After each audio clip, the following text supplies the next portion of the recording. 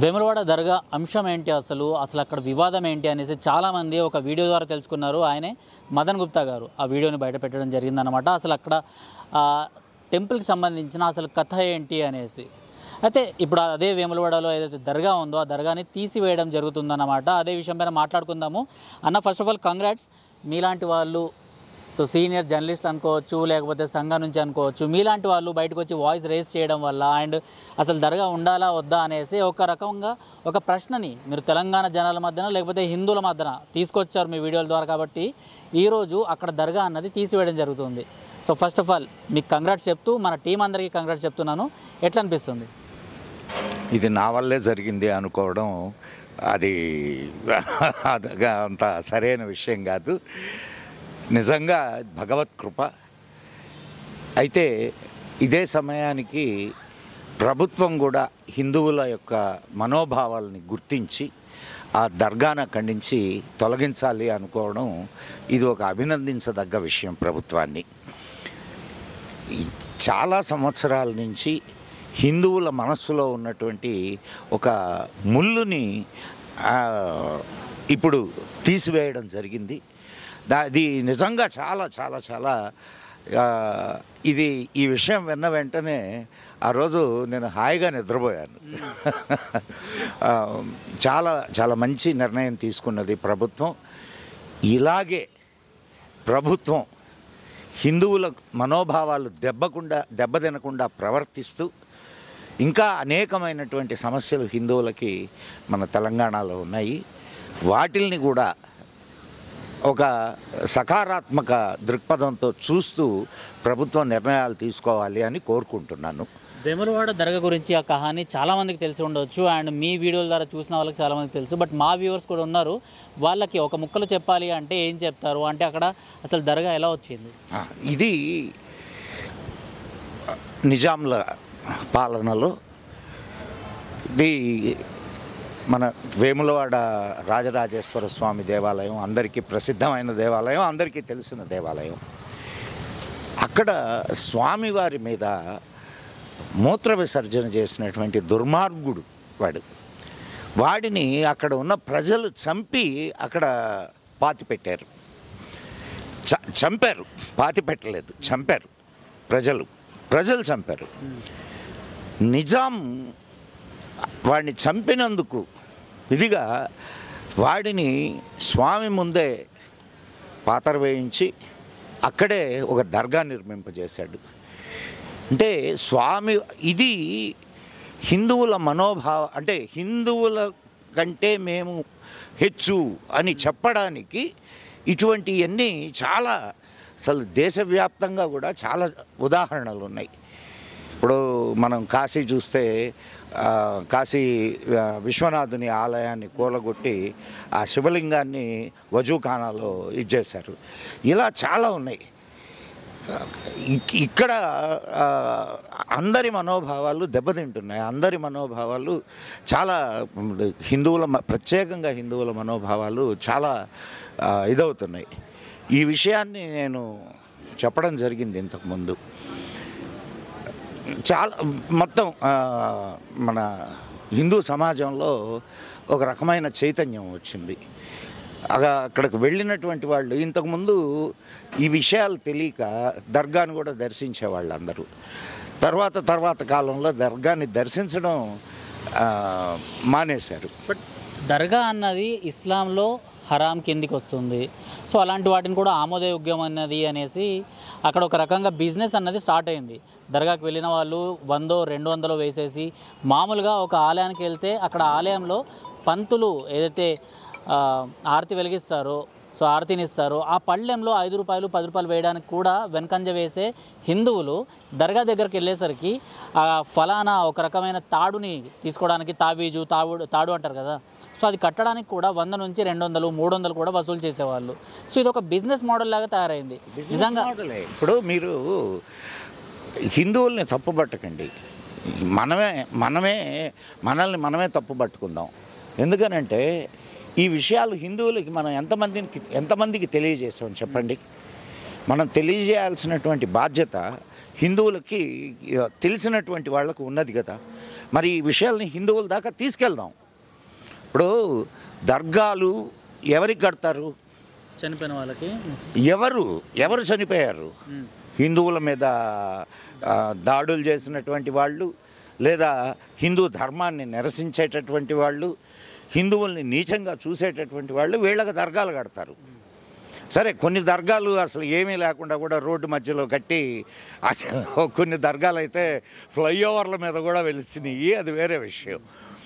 So ఇటువంటి పరిస్థితిలో దర్గాలు ఎవరికి కడుతున్నారు అనేది ప్రజలకు తెలియజేయాలి. ప్రజలకు తెలియజేస్తే వెళ్ళరు.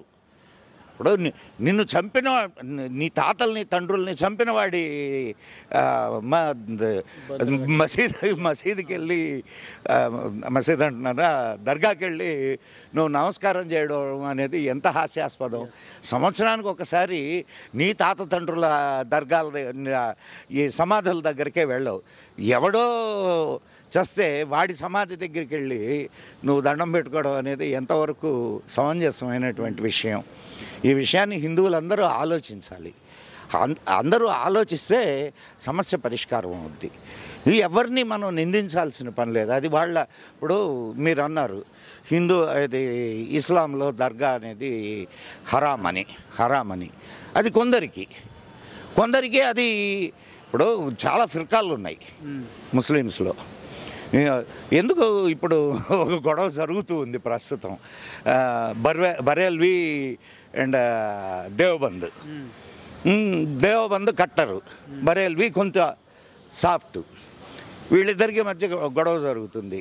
వహాబీలు, షియాలు, సున్నీలు, అహ్మదీయాలు చాలా ఉన్నాయి.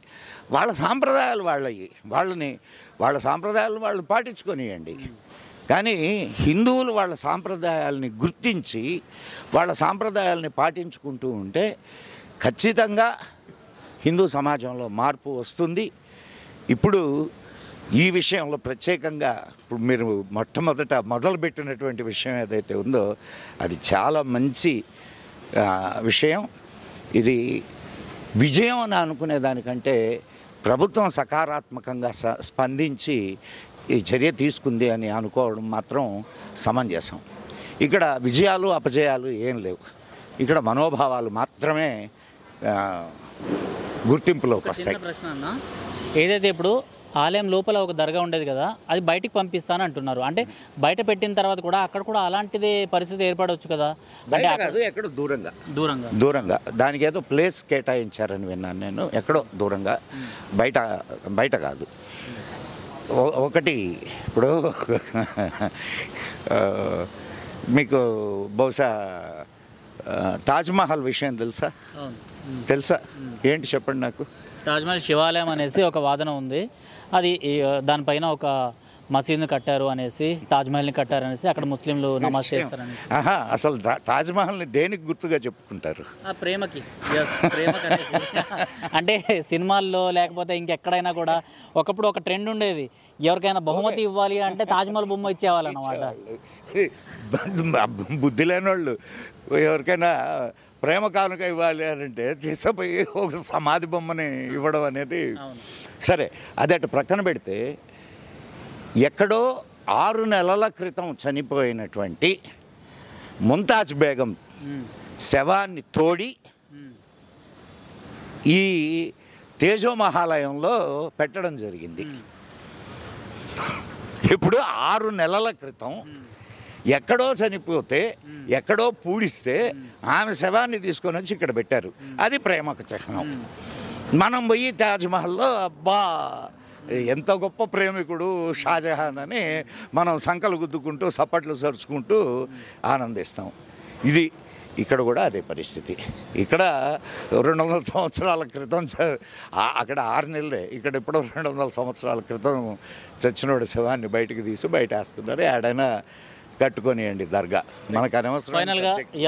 ఫైనల్గా వీడియో చూస్తున్న హిందువులకు ఏదైనా చెప్పాలనుకుంటున్నారా? ఎవరైతే ఇంకా దర్గాల్ని ఇలాంటి వాటిని, ఇప్పుడు ఊళ్ళలో చాలామందికి మౌలాలి వచ్చిండు అనేసి, బాబా వచ్చిండు అనేసి ఇలాంటివన్నీ నమ్ముతూ ఉంటారు అండ్ కొన్ని దర్గాలకు వెళ్తుంటారు. అలాంటి వాళ్ళకి ఏం చెప్పాలనుకుంటున్నారు? ఒక్కటే, మీరు ఎవరినైతే నమ్ముతున్నారో వాళ్ళు ఒకనాటి కాలంలో మీ తాతల తండ్రుల అక్కల చెల్లెళ్ళ ప్రాణాలు తీసినటువంటి వాళ్ళ ధర్మం అది, వాళ్ళ మతం అది.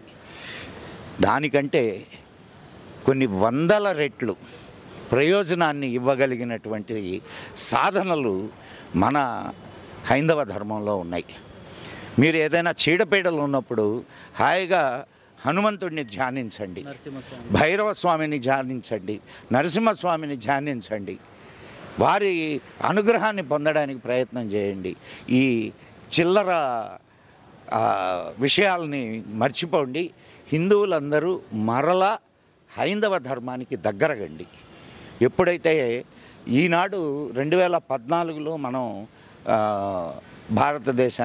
భారతదేశపు చిత్రపటం మారడానికి అంకురారోపణ జరిగింది. అంటే హిందువులు పరిపాలనలో ఉంటే దేశం ఎలా ఉంటుంది అనేది ఈ 11-12 సంవత్సరాలలో మీరందరూ చూశారు. మరలా హైందవ ధర్మాన్ని కాపాడుకోవడం అనేది ఏదో మైకు పట్టుకున్నటువంటి సిద్ధునో, మైకు ముందర నిలబడ్డటువంటి మదన్ గుప్తానో వాళ్ళ పని కాదు. ఇది ప్రతి ఒక్క హిందువుగా పుట్టిన ప్రతి ఒక్కడి బాధ్యత. కాబట్టి మీ ధర్మాన్ని గురించి మీరు తెలుసుకోండి, మీ ధర్మాన్ని పాటించండి. ఇతర ధర్మాలను నిరసించమని మేము చెప్పట్లేదు.